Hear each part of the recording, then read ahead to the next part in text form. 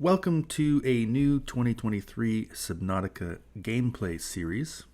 I'm Black Cat Red River, and this is not a blind playthrough. I'm fairly familiar with the game, so this is just going to be a series that shows you how I like to get started, and it will be in survival mode, which is the version of the game that I find most enjoyable. Survival mode just means that there are hunger and thirst mechanics, and that there's health and vitality. You can suffer damage and die, although it's not permadeath. So the penalty of dying is just a loss of time and resources. And finally, there's the oxygen mechanic as well. That means you need to monitor closely how long you can hold your breath, or how long your oxygen tanks will last.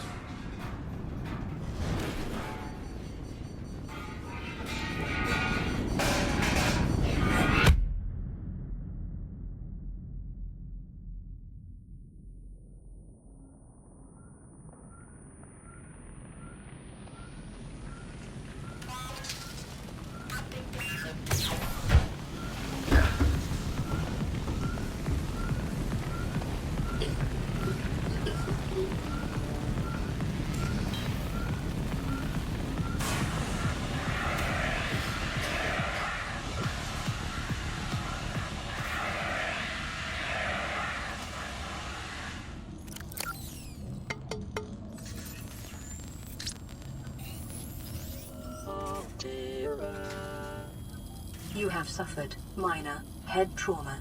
This is considered an optimal outcome.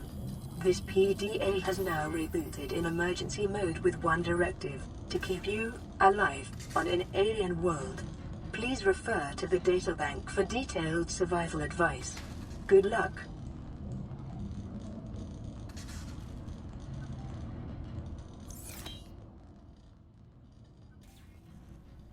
I've watched some videos of new players and who don't always realize there is a storage container right here in your starting life pod with some basic supplies in it.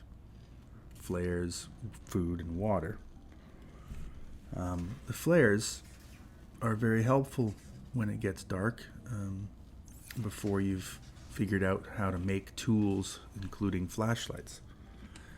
Also, don't forget to open up the med kit there and take out the little first aid kit, because the fabricator for the med kit will continually produce new first aid kits for you over time. Aurora suffered orbital hull failure.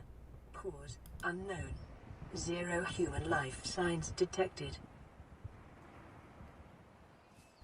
Main concern at the start is finding enough food and salt-free potable water to keep you alive, while also looking for resources. At the beginning of the game, storage is at a premium, so it's important not to take up too much space with less important items. So here I'm just grabbing 4 of those acid mushrooms, because I know that'll make me two batteries for starting.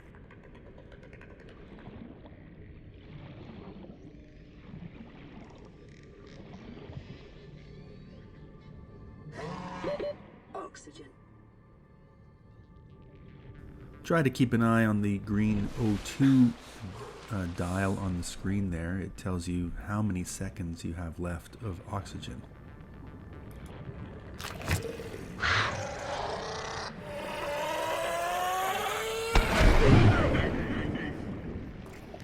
Those exploding crash fish are commonly found in caves and crevices, and they'll zero in on you and try to explode. And the closer they are to you, the more damage they can inflict. So try to swim away as quickly as you can when you see them or hear them. But once they've exploded, you can go back and check out their nest and grab cave sulfur from their nest. Metal salvage like this is the easiest way to gather titanium, one of the building blocks of the game. So you collect these scrap metal pieces, but they do require processing at a fabricator to be able to use the titanium.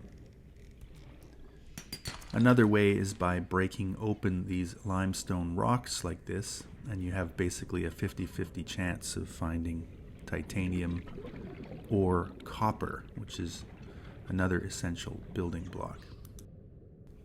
Catching fish by hand can be a little bit tricky, but these purple bladder fish are an important resource early on because they can be processed in the fabricator into drinkable or potable water. Later on, you'll be able to use traps to capture fish for you, such as the grav trap that uses gravitational pull to hold the fish. But for now, you have to use your hand.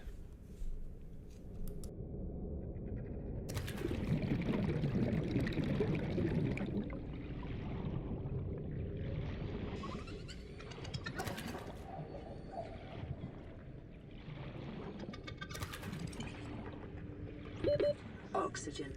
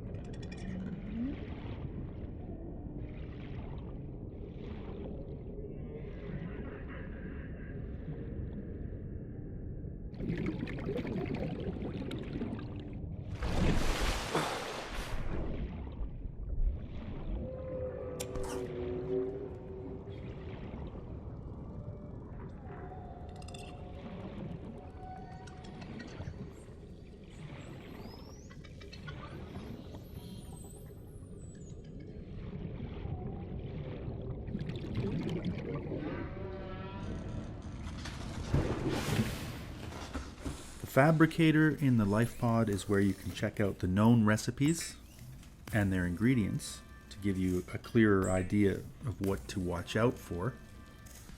And this is where I can cook up some of the fish that I found. My hunger meter with the apple, the yellow apple symbol there, is getting low. So I want to cook up a couple of the peeper fish for food and the bladder fish for water. Cooked food will spoil very quickly, so you only want to cook what you're going to actually need to consume at that moment. The fabricator cooks small organisms while disposing of the skeletal structure, bodily fluids, and internal organs, thus rendering them safe for human consumption.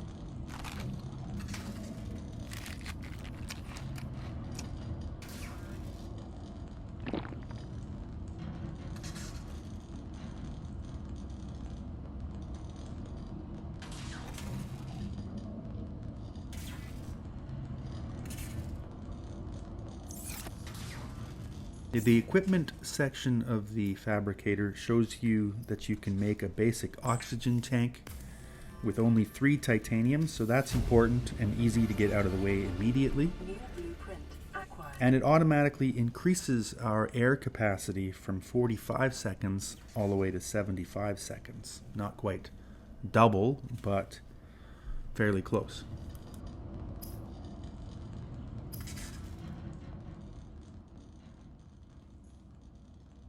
Try to remember to put away whatever items you're not going to need immediately so they don't get lost, and free up inventory space on yourself so you can gather new resources.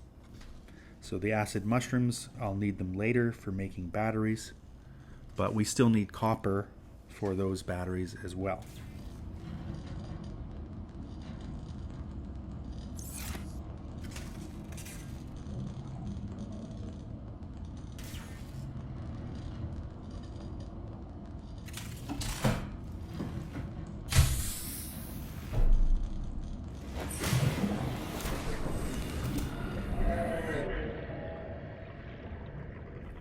Off in the distance there, you can see what looks like a kelp forest.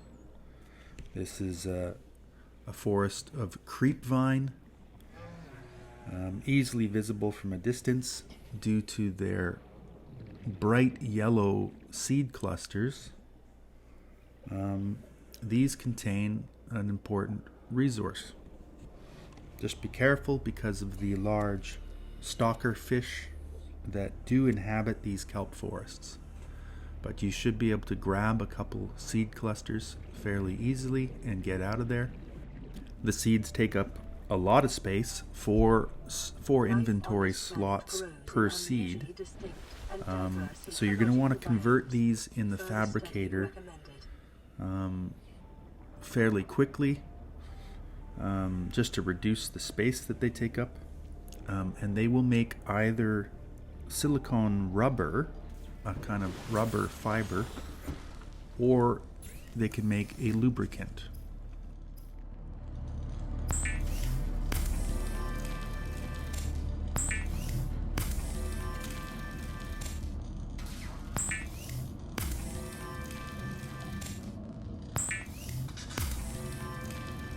Lubricant is essential in construction of vehicles and power plants.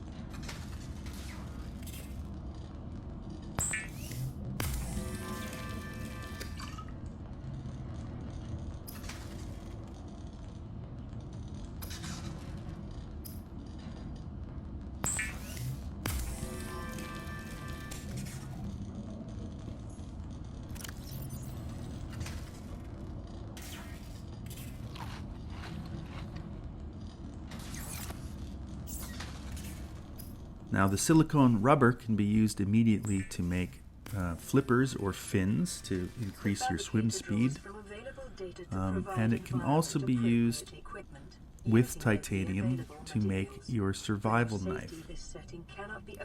And this survival knife is an important tool needed for gathering other kinds of resources, like corals, vine stalks, plant samples, and so on. So you're going to want to make both of those items as early as possible.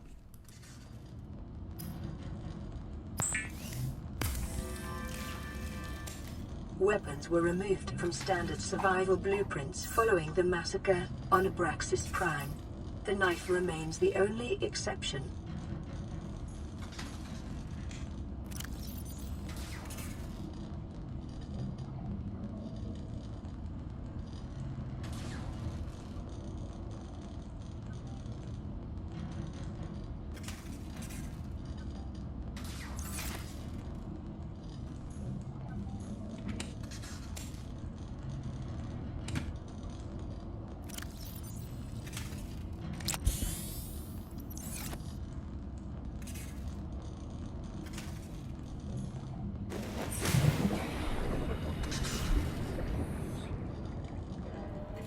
Going out in the dark without a flashlight makes exploring and finding resources a little more challenging.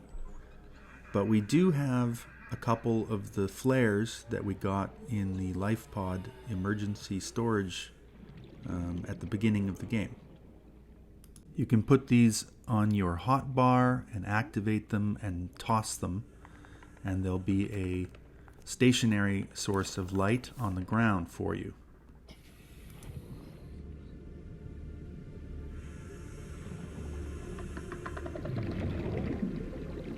Quartz crystals are found in abundance in these caves and tunnels.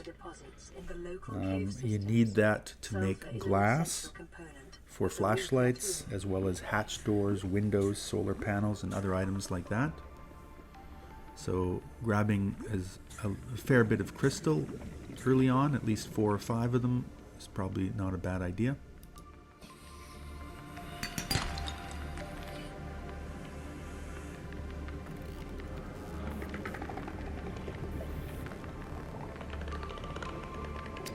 Copper is an essential component of all powered equipment. Your probability of survival has just increased to unlikely, but plausible.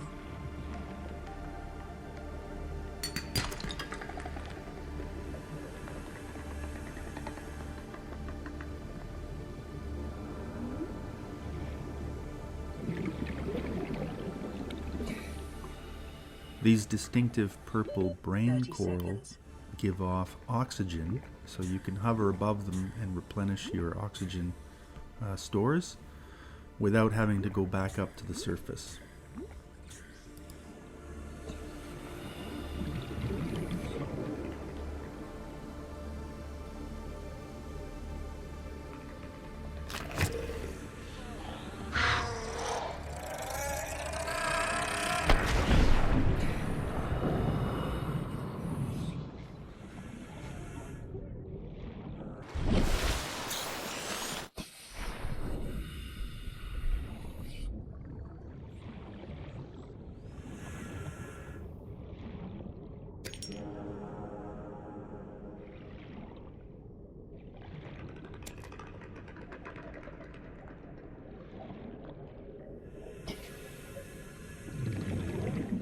Detecting increased local radiation levels.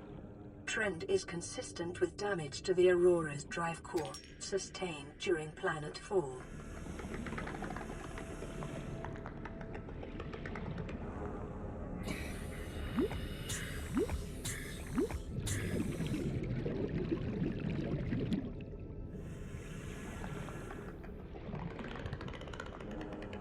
And you can also pick up your flare off the ground and use it like a torch.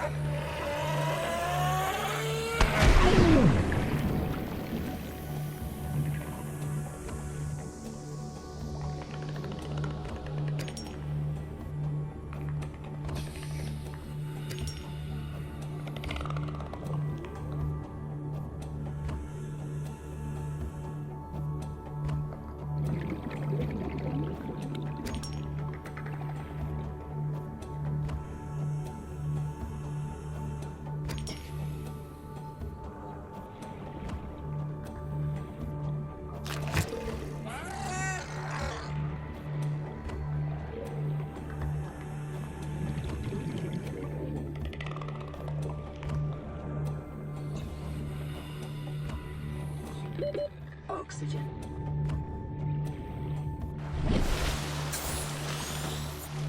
Even with multiple exploding crash fish in a tunnel or cave system, it's important to keep going back in after they've exploded, because that's where you're more likely to find quartz as well as the sandstone that contains silver, gold, or lead.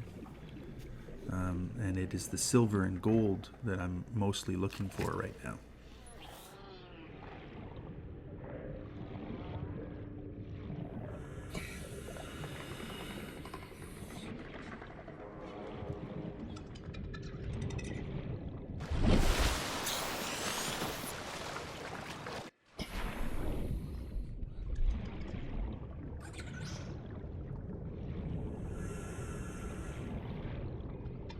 But now that I've actually found some copper and quartz, we do have enough resources to make a couple important tools, the scanner and an actual flashlight.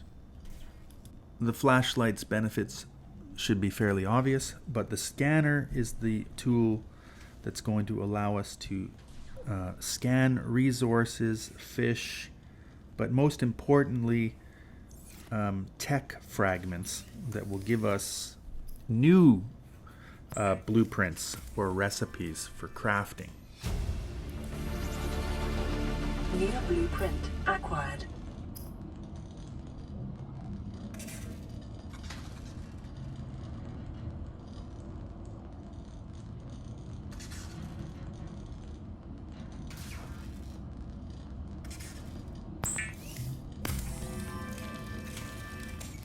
The scanner can be used to synthesize blueprints from salvage technology and to record alien biological data.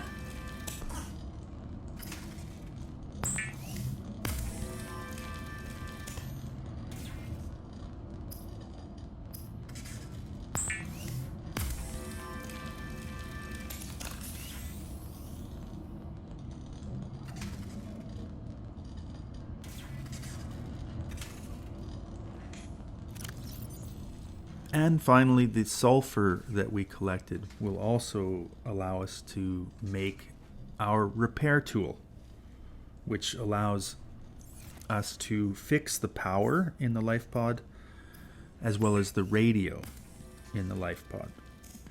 And the radio is the thing that gives us clues about other life pods, other potential survivors, gives us their coordinates in some cases, allowing us to locate them easily.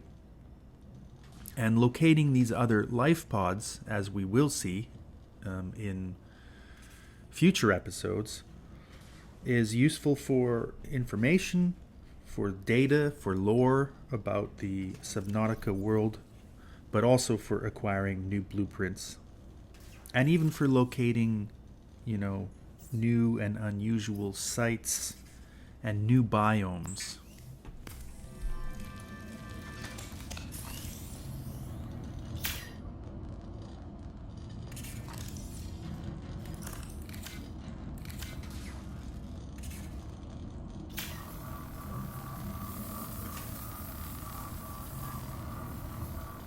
LifePod secondary systems online, running full environment diagnostic and outputting results to databank.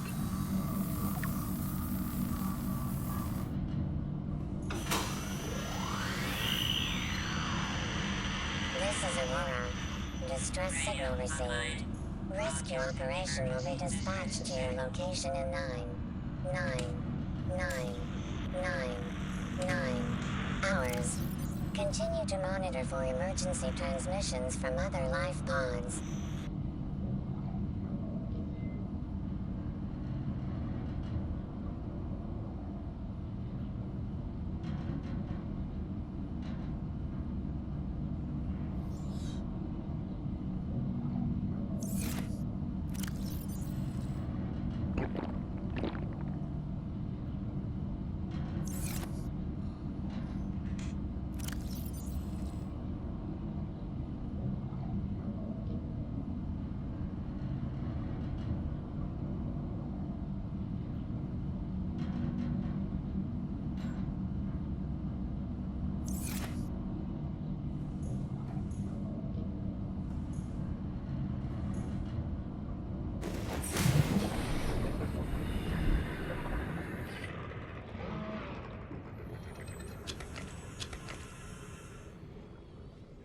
And with our survival knife, we can now access new resources, like table coral here, a very distinct reddish coral that's used mostly in computer chips for certain electronic devices.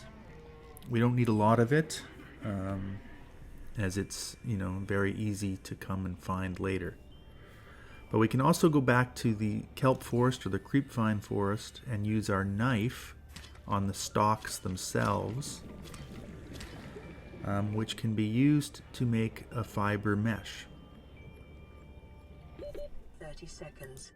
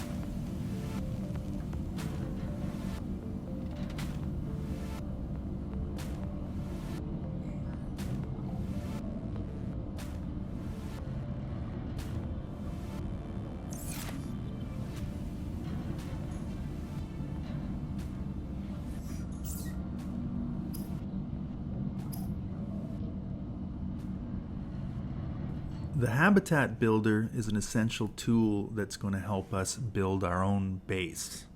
And it requires a computer chip, a wiring kit which is made with silver, and another battery. And the computer chip takes gold and copper along with the table coral that we just gathered. So in order to make this builder tool, this habitat builder tool, we're going to still need to find gold and silver, as well as a bit more copper.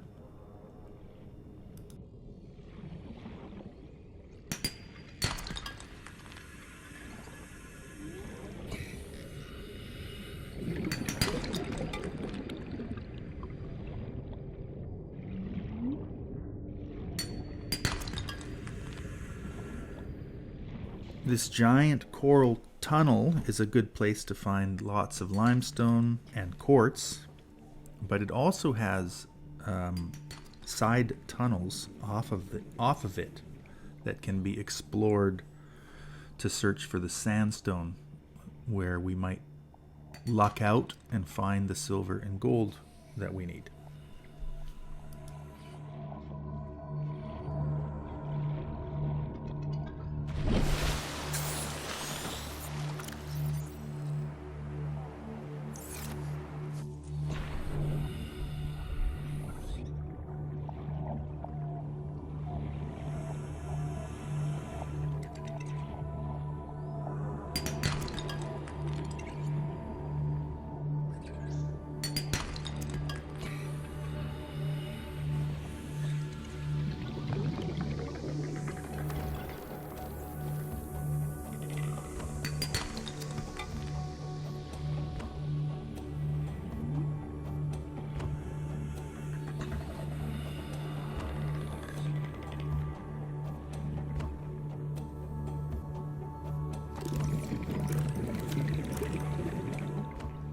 And there we can see 3 distinctive sandstone rocks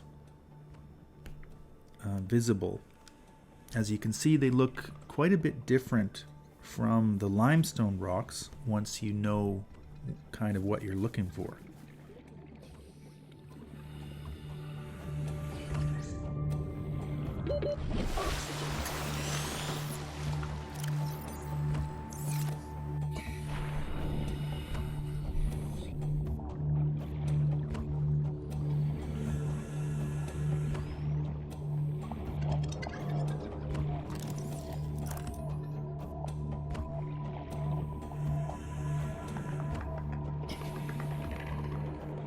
So cracking these open, we find silver, Are an essential component of many habitat. lead, and gold. Those are the kinds of resources we need for our habitat builder. So I'm just going to go off camera now and explore these tunnels a bit more and find the remaining silver we need for that. So I'll be back in a second.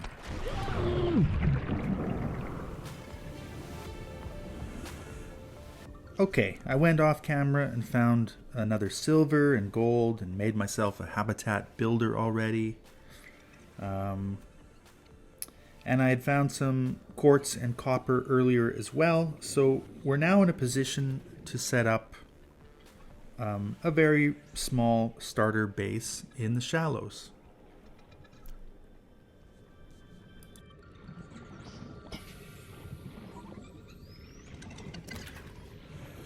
Warning. Local radiation readings suggest the aurora's drive core has reached critical state. Quantum detonation will occur within 2 hours.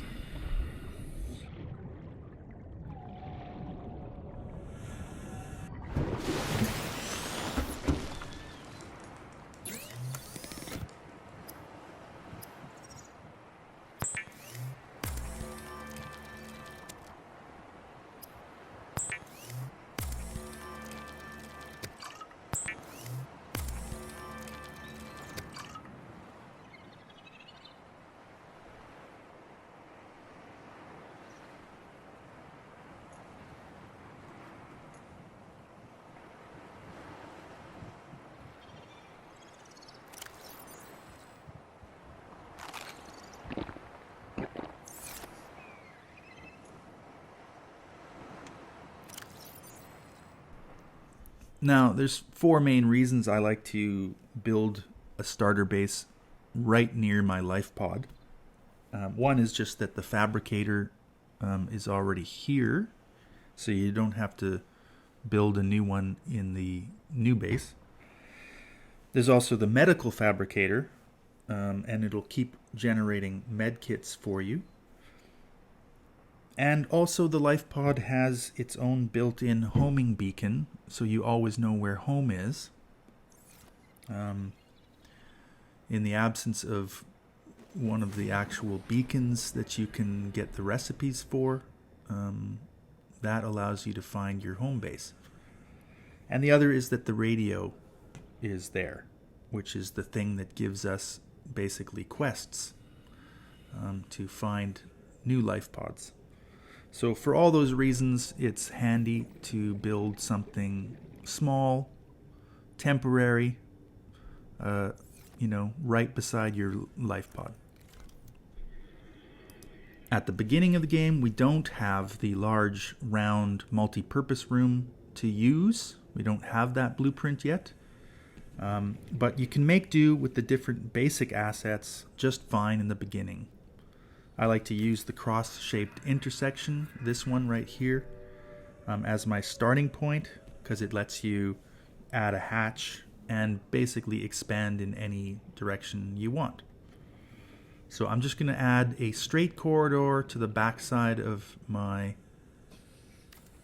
cross section here that we're going to use as the main chamber for now. And then we just need to add a hatch for access, which does take some quartz. And then the final piece is power. So a solar panel for generating electricity is all we need for generating electricity, as well as for air in the actual base as well. You need it for both of those things. And now we're good to go. And all we need now inside our new base is some storage lockers. I like to use the wall lockers because they're cheap to make, and because you can also label them depending on the contents that you want to put in each of them, if you like.